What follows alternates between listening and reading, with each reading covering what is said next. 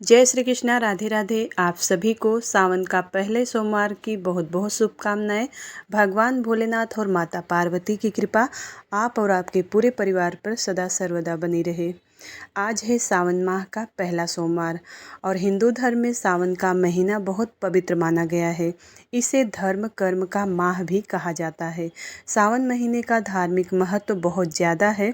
12 महीनों में सावन का महीना विशेष पहचान रखता है। इस दौरान व्रत, दान व पूजा पाठ करना अति उत्तम माना गया है। इस बार का सावन अपने आप में अनूठा है। इसी महीने में माता पार्वती ने भगवान शिव की घोर तपस्या की थी और शिव जी ने उन्हें दर्शन भी इसी माह में दिए थे। तब से भक्तों का विश्वास है कि इस महीने में शिव जी की तपस्या और पूजा पाठ करने से शिव जी जल्दी प्रसन्न होते हैं और जीवन सफल बनाते हैं। तो अब आप सुनेंगे सावन सोमवार की व्रत कथा। अमरपुर नगर में एक धनी व्यापारी रहता था और दूर दूर तक उसका व्यापार फैला हुआ था। नगर में उस व्यापारी का सभी लोग मान सम्मान किया करते थे। इतना सब कुछ होने पर भी वह व्यापारी अंतर मन से बहुत दुखी था, क्योंकि उस व्यापारी का कोई पुत्र नहीं था। दिन रात उसे एक ही चिंता सताती थी कि उसकी मृत्यु के बाद इतने बड़े व्यापार और धन संपत्ति को कौन संभालेगा। पुत्र पाने की इच्छा से वह व्यापारी प्रत्येक सोमवार के भगवान शिव के मंदिर में जाता और व्रत किया करता था। सायंकाल को व्यापारी मंदिर में जाकर भगवान शिव के मंदिर में घी का दीपक जलाया करता था। उस व्यापारी की भक्ति को देखकर एक दिन देवी पार्वती ने भगवान शिव से कहा कि हे प्राणनाथ, यह व्यापारी आपका बहुत सच्चा भक्त है। कितने दिनों से यह सोमवार का व्रत और पूजा नियमित रूप से कर रहा है। हे प्रभु, आप इस व्यापारी की मनोकामना को अवश्य ही पूर्ण करें। भगवान शिव ने मुस्कुराते हुए कहा कि हे पार्वती, इस संसार में सबको उसके कर्म के अनुसार फल की प्राप्ति होती है। प्राणी जैसा कर्म करते हैं वैसा ही उसे फल प्राप्त होता है। इसके बावजूद भी पार्वती जी नहीं माने। उन्होंने भगवान भोलेनाथ से आग्रह करते हुए कहा कि नहीं प्राणनाथ, आपको इस व्यापारी की इच्छा पूरी करनी ही पड़ेगी, क्योंकि यह आपका अनन्य भक्त है। प्रत्येक सोमवार को आपका विधिवत व्रत करता है और पूजा अर्चना के बाद आपको भोग लगाकर एक समय भोजन ग्रहण करता है।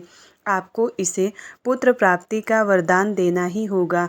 देवी पार्वती का इतना आग्रह देखकर भगवान शिव ने कहा कि देवी, तुम्हारे आग्रह पर मैं इस व्यापारी को पुत्र प्राप्ति का वरदान देता हूँ, लेकिन उसका उम्र सिर्फ 16 वर्ष ही रहेगा, इससे अधिक जीवित नहीं रहेगा।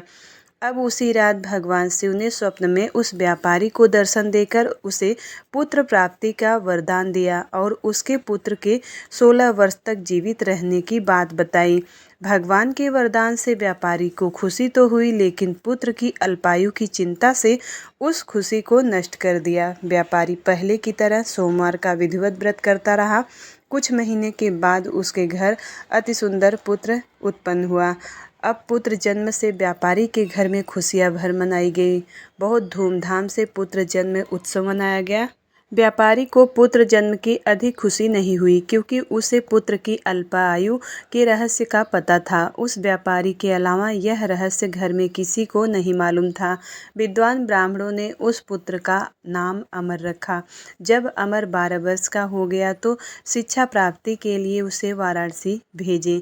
अब निश्चय हुआ कि व्यापारी ने अमर के मामा देवचंद को बुलाया और कहा कि अमर को शिक्षा प्राप्त करने के लिए काशी जी छोड़ाओ। अमर अपने मामा के साथ शिक्षा प्राप्त करने के लिए चल दिया। रास्ते में जहाँ भी अमर और दीपचंद रात्रि विश्राम के लिए ठहरते, वही यज्ञ करते और ब्राह्मणों को भोजन कराते थे। लंबी यात्रा के बाद अमर और दीपचंद एक नगर में पहुँचे। उस नगर के राजा की कन्या के विवाह की खुशी में पूरे नगर को सजाया गया था। निश्चित समय पर बारात आ गई, लेकिन वर का पिता अपने बेटे के एक आंख के काने होने के कारण बहुत चिंतित था। उसे इस बात का पता था कि वह राजा को इस बारे में पता चलेगा तो वह विवाह से इनकार कर देंगे और इससे इसकी बदनामी होगी। वर के पिता ने अमर को देखा तो उसके विचार आया कि उसने सोचा कि क्यों न इसको दूल्हा बनाकर राजकुमारी से विवाह करा दूं। विवाह के बाद इसको धन देकर विदा कर दूंगा और राजकुमारी को अपने नगर में ले जाऊंगा। वर के पिता ने इसी संबंध में अमर और दीपचंद से बात की। दीपचंद ने धन मिलने के लालच में वर के पिता की बात स्वीकार कर ली। अमर को दूल्हे के वस्त्र पहनाकर राजकुमारी चंद्रिका से उसका विवाह करा दिया गया। राजा ने बहुत सा धन देकर राजकुमारी को विदा किया। अमर जब जिस समय लड़का जाने लगा तो उसने राजकुमारी की चुंदड़ी के पल्ले पर लिख दिया कि तेरा विवाह मेरे साथ हुआ है, परंतु जिस राजकुमार के साथ तुमको भेजेंगे वह एक आंख से काना है। मैं तो काशी जी पढ़ने जा रहा हूँ। उस राजकुमारी ने जब चुंदड़ी पर ऐसा लिखा पाया तो उसने राजकुमार के साथ जाने से मना कर दिया और कहा कि ये मेरा पति नहीं है, मेरा विवाह इसके साथ नहीं हुआ है, वह तो काशी जी पढ़ने गया है। राजकुमारी के माता पिता ने अपनी कन्या को विदा नहीं किया और बारात वापस चली गई।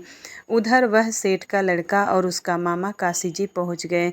वहाँ जाकर उन्होंने यज्ञ करना और लड़के ने पढ़ना शुरू कर दिया। जब लड़के की आयु 16 साल की हो गई तो वह एक दिन उन्होंने यज्ञ रचा था कि लड़के ने उसके मामा से कहा कि मामा जी आज तो मेरी तबीयत ठीक नहीं है। मामा ने कहा कि अंदर जाकर सो जाओ। लड़का अंदर जाकर सो गया और थोड़ी देर के बाद उसके प्राण निकल गए।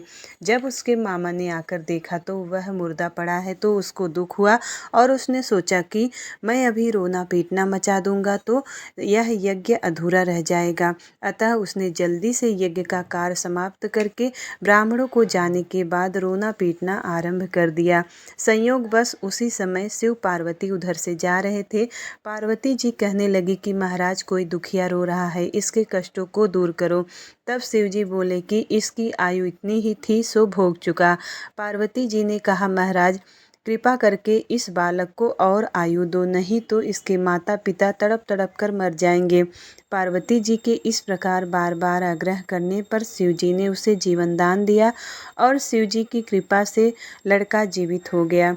शिव पार्वती कैलाश पर्वत पर चले गए। तब इस प्रकार यज्ञ करते हुए लड़का और उसका मामा अपने घर की ओर चल पड़े। रास्ते में उसी शहर में गए जहाँ पर उसका विवाह हुआ था। वहाँ पर आकर यज्ञ किया तो लड़के के ससुर ने उसे पहचान लिया और अपने घर महल में जाकर बड़ी खातिर के साथ बहुत दास दासियों के सहित आदर पूर्वक लड़की और जमाई को विदा किया। जब वह अपने शहर के निकट आए तो मामा ने कहा कि पहले तुम्हारे घर जाकर सबको खबर करता हूँ। उस समय लड़के के माता पिता अपने छत पर बैठे थे और उन्होंने यह प्रण कर रखा था कि यदि हमारा पुत्र सकुशल घर आए तो राजी खुशी से उतर कर आ जाएंगे, नहीं तो इसे छत से गिरकर अपने प्राण खो देंगे। इतने में उस लड़के के मामा ने जाकर यह समाचार दिया कि आपका पुत्र आ गया है, परंतु उसको विश्वास नहीं आया। तब उसके मामा ने शपथपूर्वक कहा कि आपका पुत्र अपनी स्त्री के साथ बहुत सारा धन साथ में लेकर आया है। तो सेठ ने आनंद के साथ उसका स्वागत किया और बड़ी प्रसन्नता से रहने लगे। इस प्रकार जो कोई भी इस कथा को पढ़ता और सुनता है उसके सब दुख दूर होकर उसकी समस्त मनोकामनाएं पूर्ण होती है। प्रेम से बोलिए भगवान शिव शंकर की जय, माता पार्वती की जय। अब करते हैं भगवान शिव जी की आरती। जय शिव ओमकारा, हर शिव ओमकारा, ब्रह्मा विष्णु सदा शिव अर्धांगी धारा। ओम जय शिव ओमकारा, एकानन चतुरानन पंचानन राजे, हंसासन गरुड़ासन विषवाहन साजे। ओम जय शिव ओमकारा, दो भुज चार चतुर्भुज दस भुज अति सोहे, तीनों रूप निरखता त्रिभुवन जन मोहे। ओम जय शिव ओमकारा, जय माला बनमाला मुंडमाला धारी, त्रिपुरारी कंसारी वरमाला धारी। ओम जय शिव ओमकारा, श्वेतांबर पीतांबर बाघंबर अंगे, सनकादिक ब्रह्मादिक भूतादिक संगे। ओम जय शिव ओमकारा, कर में श्रेष्ठ कमंडल चक्र त्रिशूल धरता, जग करता जग हरता जग पालन करता। ओम जय शिव ओमकारा। ब्रह्मा विष्णु सदा शिव जानत अविवेका। प्रणवाक्षर के मध्य ये तीनों एका। ओम जय शिव ओमकारा।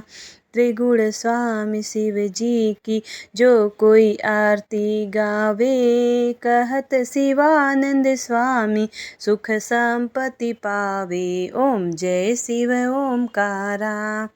ओम हर शिव ओमकारा। प्रेम से बोलिए भगवान शिव शंकर की जय, माता पार्वती की जय, भगवान गणेश की जय, भगवान कार्तिकेय की जय। उम्मीद करती हूँ वीडियो आपको पसंद आई होगी। यदि वीडियो पसंद आता है तो वीडियो को लाइक करिएगा। चैनल पर पहली बार आए हैं तो सब्सक्राइब जरूर करिएगा और कमेंट बॉक्स में हर हर महादेव जरूर लिखिएगा। तो मिलती हूँ अगली वीडियो में, तब तक के लिए हर हर महादेव।